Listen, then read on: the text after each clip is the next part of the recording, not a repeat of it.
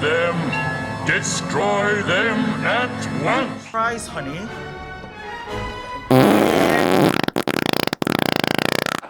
Look, is he really you? Yes, I'm afraid so. Didn't go very well, did it?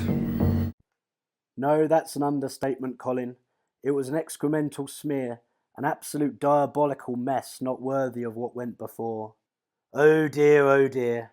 I don't really know what I was expecting. BBC and Disney teaming up to do a reboot of Doctor Who. It wasn't going to be good, was it?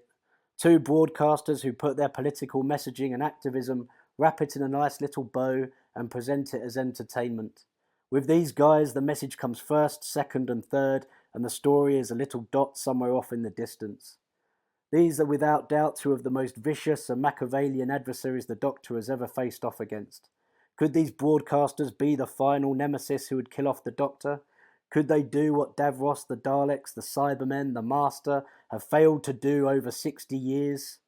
Well, they've certainly given it a bloody good go.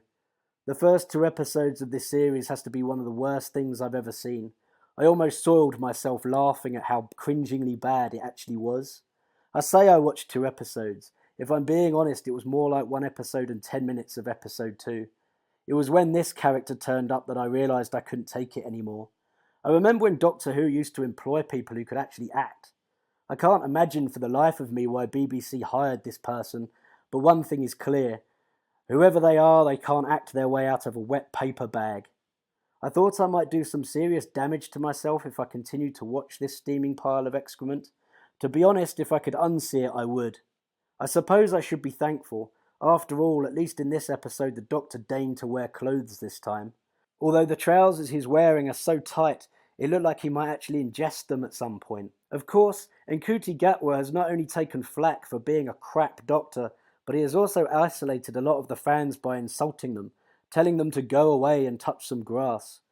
To be honest, I think I would need something stronger than grass if I was going to enjoy this TV show. I think I'd need to choose life and a big F-off TV just so long as that TV wasn't showing this incarnation of Doctor Who. Interestingly, the definition of touching grass is going out and getting some fresh air. So you can imagine the poetic irony when the BBC producers start blaming good weather for the absolute shit show that were the ratings. I can't possibly understand why people would rather sit out in the sun having a few drinks rather than staying indoors and watching a TV show that's the metaphysical equivalent of a cat being doctored without anaesthetic. And then we get this absolute plank writing an article in the Metro newspaper saying that Doctor Who isn't for straight white men. As a straight white man, I'll wear this as a badge of honour that this nonsensical pile of childish, immature dog shit was not written for me. Which begs the question, who was it written for? Was it written for straight black men or straight Asian men? If I was the writer of this show and I was going to present it to an audience saying I wrote this pile of bollocks specifically for you, I'd firmly expect to get my head kicked in. Any demographic, I would expect to get the ever-loving shit kicked out of me for insulting their intelligence. We must be inclusive, Russell T Davies has said. Well, it's just a shame he didn't include a decent storyline or even any decent actors. To be honest, I find it pretty sad, because Doctor Who used to be good, and most of the time they actually tried to create some intelligent and well-written stories. They didn't dumb down to and patronise children by oversimplifying things or trying to indoctrinate them into the latest political fad. The stories were dark, complex, some even bordering on genius. When a companion died, there were no grand exits, there was no quasi-happy ending or orchestral symphony to accompany their exit from the show. When a companion died, there was no fucking music. I grew up in the 80s, so I was very much part of what I understand all the cool kids call old Who. I like to call this period classic Who because it was the best Doctor Who. I'm sure there will be many people who disagree with me, but they're clearly wrong. As I was an 80s child, my Doctor stretched across 3 regenerations of the Doctor. The 5th Doctor, played by Peter Davison, 6th Doctor, played by Colin Baker, and the 7th Doctor, Sylvester McCoy. To demonstrate how mind-meltingly shit Doctor Who has become, I'm going to compare the series opener of the latest series, Space Babies, and the series opener of the 6th Doctor, Colin Baker. Colin Baker became Doctor Who in 1984, taking over from Peter Davison at the end of The Caves of Androzani. Colin Baker is often considered by many to be the weakest Doctor of the classic series.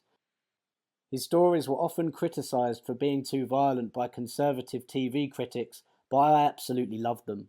The stories were dark, bloody, complex, and sometimes outright horrific. It was almost like watching Doctor Who if it was being written by Quentin Tarantino.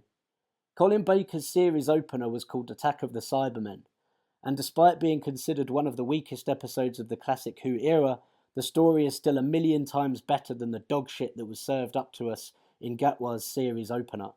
Attack of the Cybermen had 3 separate story arcs which converged later in the story. The main narrative focused on the Doctor as he attempted to stop the Cybermen from altering time, an action which would not only destroy Earth, but also the planet of Telos. The story was full of threat, mystery, the supporting characters had complex backstories, and one of them even had his own funky theme tune.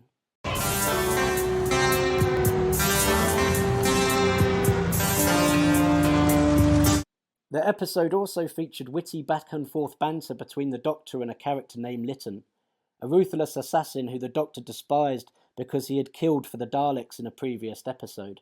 Attack of the Cybermen hinted at the darker elements of the Doctor's personality. It showed him as having weaknesses such as anger, distrust, and loathing. The episode even had a twist when it emerged that Lytton was not the bad guy after all, and is actually trying to stop the Cybermen. When Lytton is eventually captured and tortured, the Doctor initially wants to leave Lytton to his fate until he discovers that he was wrong about the man. Realising his mistake, he goes back to rescue Lytton, only to find out that he is being converted into a Cyberman. The Doctor tries to rescue him, but is discovered by the Cyber Controller. Lytton once again proves the Doctor wrong by saving his life, but he is killed in the process. The Doctor is then left to rue his mistrust of Lytton, showing everyone that this is a Doctor who is fallible. He can make mistakes. He can misjudge people. There is room for even a 600-year-old Time Lord to grow.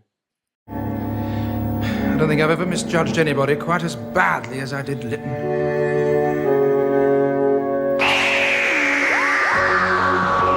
You compare this to Ncuti Gatwa's Doctor in Space Babies, who basically proclaims himself to be perfect. There is no one like him. The sun shines out of his arse. Core blimey, pass the fucking vomit bag. There's no room for this character to grow or learn because he's already like a god. He's brave and he never runs away, he tells us over and over, but then spends the whole episode doing exactly that. This is what crap writing looks like. The episode itself is terrible and a shining example of how not to write a science fiction show. The episode opens with a very uninteresting and boring character whose name I can't remember, so I'll just call her Miss Who's It of Who Cares. She wanders into the TARDIS. I don't know if she's just looking for somewhere to take a dump or what, but she randomly bumps into the Doctor. Then we get a tedious 5-minute diatribe from our new Doctor, who just basically does a brain dump of Time Lord history that has all the wit and guile of something written and shat out by ChatGPT. After this boring and mind-bogglingly lazy piece of writing, the new Doctor whisks Miss Who's It of Who Cares back in time a few million years. Then Miss Who's It of Who Cares unwittingly squashes a butterfly, an act which single-handedly evolves her into some sort of alien. Luckily though, our new perfect Doctor can now scrape very dead things off a shoe and bring them back to life. Having saved the butterfly, the timeline is preserved, and Miss Who's It of Who Cares reverts back to her human appearance. Who knew that timelines were so fickle? Now the risks of time travel have been clearly explained. The Doctor tells Miss Who's It of Who Cares that he can never take her back to when she was deserted by her real-life parents. I wonder if this might happen in the series later at all. The Doctor tells her that going back to this time might endanger her own existence. It's amazing how this time diligence exhibited by the Doctor doesn't extend to later in the episode when he decides to whisk a group of refugee babies to another planet. Wouldn't this intervention also alter the future of another planet? Will these babies be locked in a box? Will they be mating with the indigenous species? More crap writing. I guess the endangering of timelines isn't important when the message is involved. I mean, whoever came up with the idea for these space babies? This has to be the worst episode of Doctor Who ever. An argument could be made for it being the worst episode of TV ever. Even the big monster turns out to be a good guy. This Doctor is an annoying pacifist. You compare this Doctor to Colin Baker's Doctor, who single-handedly took down a cyber controller who had had one too many pies. God damn it!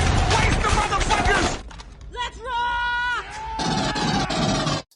This new Doctor Who is just terrible. I go back to my original question. Who is this for?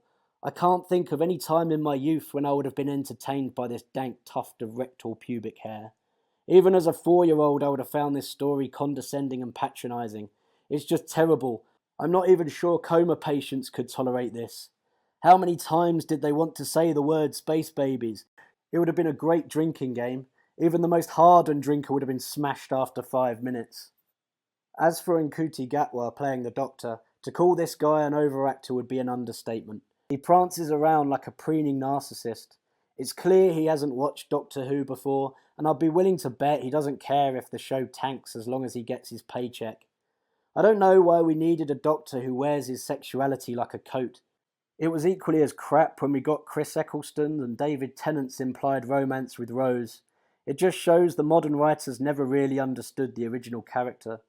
The whole point of the Doctor was that he was never sexual. He didn't want to slip into one of his assistants. It was beneath him.